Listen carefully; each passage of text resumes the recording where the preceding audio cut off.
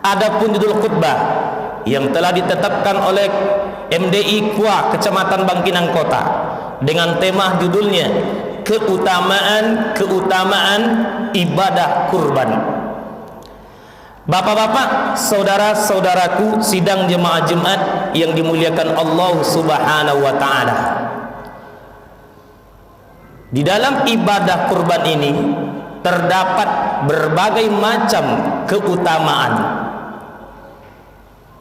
Keutamaan yang akan diraih, digapai oleh orang yang ikut menjadi peserta kurban. Alhamdulillah bagi bapak-bapak yang sudah mendaftarkan diri menjadi peserta kurban tahun ini, semoga Allah Subhanahu wa taala menerima kurbannya kita nantinya. Dan bagi kita yang belum diberikan oleh Allah Subhanahu wa taala rezeki yang banyak atau belum ada kesempatan kita untuk berkurban tahun ini, berazamlah di tahun-tahun berikutnya kita bisa ikut menjadi peserta kurban. Alhamdulillah. Bapak-bapak, saudara-saudaraku sidang jemaah Jumat yang dimuliakan Allah Subhanahu wa taala. Ibadah kurban menurut jumhur ulama seperti Imam Asy-Syafi'i, Imam Ahmad bin Hanbal, Imam Malik, hukum berkurban adalah sunnatun muakkadah, sunnat muakkad. Sedangkan menurut Imam Abu Hanifah dan imam-imam yang lainnya mengatakan hukum berkurban adalah wajib atau fardu ain. Terlepas dari perbedaan pendapat di kalangan ulama, yang terpenting kita ingat hadis Nabi Muhammad sallallahu alaihi wasallam, ancaman yang diberikan oleh Nabi Muhammad sallallahu alaihi wasallam bagi orang yang memiliki kelapangan rezeki enggan dia berkurban, maka Nabi ancam dengan sabdanya, "Man kana lahu sa'atun wa lam yudahi fala yaqrabanna musallana." Siapa yang memiliki kelapangan rezeki, punya harta yang banyak, punya aset finansial yang cukup untuk berkurban, namun ia enggan untuk berkurban, bermalas-malasan untuk melaksanakan ibadah kurban, menunda-nunda pelaksanaan ibadah kurban, fala yaqrabanna musallana, jangan sekali-kali ia mendekati tempat salat kami, kata Nabi. Kalau kita mengikut pendapat Imam Abu Hanifah, hukum berkurban adalah fardu ain, maka beliau menaksirkan firman Allah, fasalli li rabbika wanhar, maka salat 5 waktulah karena Allah dan berkurban. Kalau salat 5 waktu hukumnya wajib, wanhar dan berkurban adalah wajib, karena terdapat waw ataf dalam kaidah ataf dan ma'tuf. Berarti percuma saja kita salat 5 waktu kalau sekiranya tidak kita berkurban, padahal kita mampu untuk berkurban. Sebaliknya, kalau kita mengikut pendapat jumhur ulama, Imam Asy-Syafi'i, Imam Ahmad bin Hanbal dan Imam Malik, maka siapa yang tidak berkurban, maka percuma dia salat Id di lapangan atau di masjid. Fasalli li rabbika wanhar. Jumhur ulama menafsirkan firman Allah di sini, fasalli li rabbika wanhar, maka salat Idul Adha dan berkurbanlah. Kalau salat Idul Adha hukumnya sunat muakkad dan berkurban tentu hukumnya sunat muakkad. Berarti siapa yang memiliki kelapangan rezeki, memiliki finansial yang banyak namun enggan dia berkurban, percuma dia melaksanakan salat Idul Adha. Fala yaqrabanna musallana, maksudnya jangan mendekati lapangan tempat salat kami. Kaum muslimin sidang jemaah Jumat yang dimuliakan Allah Subhanahu wa taala, seorang pemulung bisa dia mengumpulkan sedikit demi sedikit duit, mengumpulkan bekas-bekas minuman dalam jangka 5 tahun, 4 tahun dia bisa ikut menjadi peserta kurban. Padahal secara kasat mata kita, bapak-bapak, saudara-saudaraku, rumahnya numpang di tanah orang, suaminya ndak ada, anak ndak ada, sebatang kara, kok bisa dia berkurban? Kita lihat di televisi dalam jangka 5-4 tahun dengan semangat dia berkurban. Dia tahu apa di balik keutamaan ibadah kurban itu sendiri. Sekiranya kita tahu keutamaan-keutamaan yang kita raih dalam pelaksanaan ibadah kurban, tentulah kita akan bergegas segera, tidak menunda-nunda, ikut menjadi peserta kurban di tahun ini. Seorang pemulung tahu keutamaan. Yang pertama, ibadah kurban adalah amalan yang paling Allah cintai di antara amalan yang ada di hari raya Idul Adha. Apa kata Nabi? Ma amila ibnu Adam yauman nahri amalan ahabba ilallah min iraqid dam. Tidak ada amalan anak manusia yang paling Allah cintai di antara amalan anak manusia di hari raya Idul Adha, melainkan menyembelih hewan kurban. Ketika kita berimpak di hari raya Idul Adha seharga kerbau 18.800.000, dibanding mana lebih afdal daripada berkurban satu orang anggota kurban yang hanya 2.800.000? Lebih afdal kita menjadi peserta kurban 2.800.000 ketimbang kita bersedekah di hari raya Idul Adha seharga seekor hewan kurban. Nah, inilah yang membuat pemulung itu semangat, dia mengumpulkan sedikit demi sedikit. Kita mengaku orang susah. Bayangkanlah kalau kita merokok 50.000 per hari, kali dalam sebulan 1.500.000, kali 12 bulan 18.800.000. Miskinkah kita?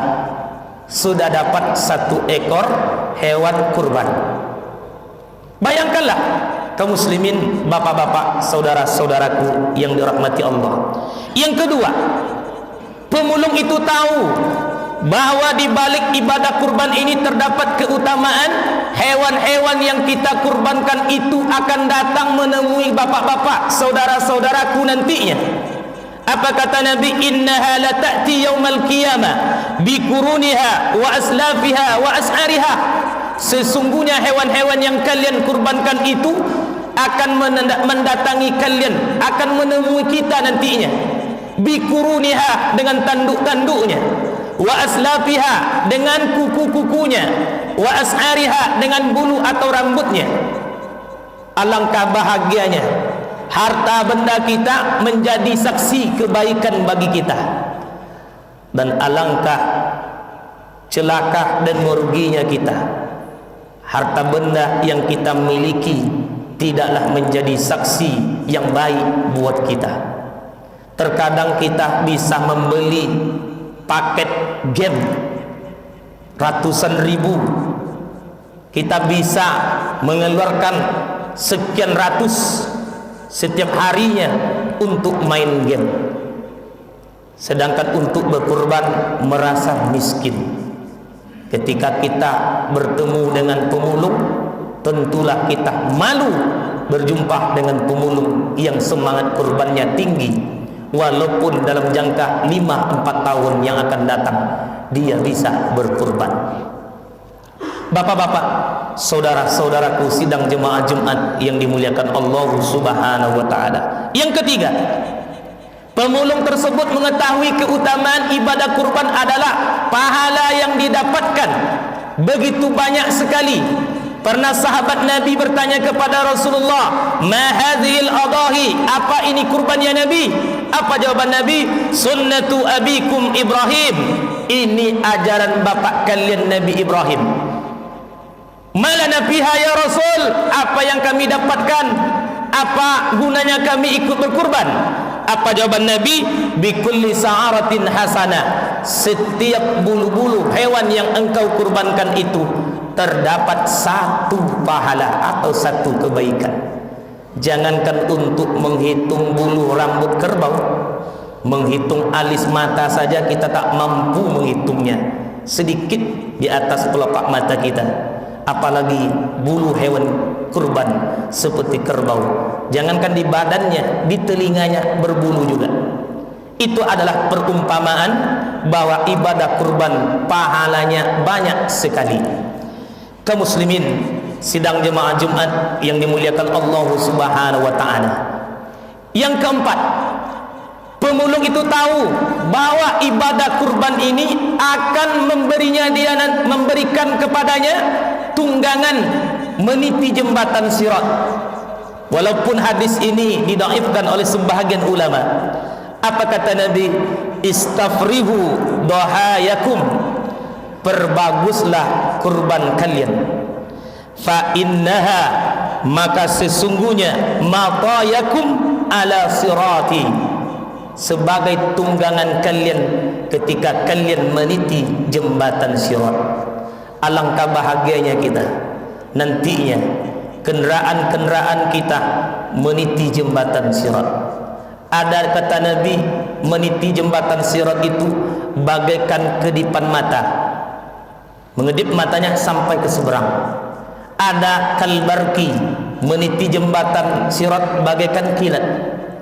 Ada kalkhaili, bagaikan kendaraan berkuda.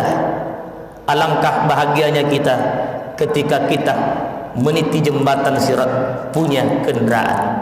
Fa'tabiru ya ulil absar la'allakum turhamun.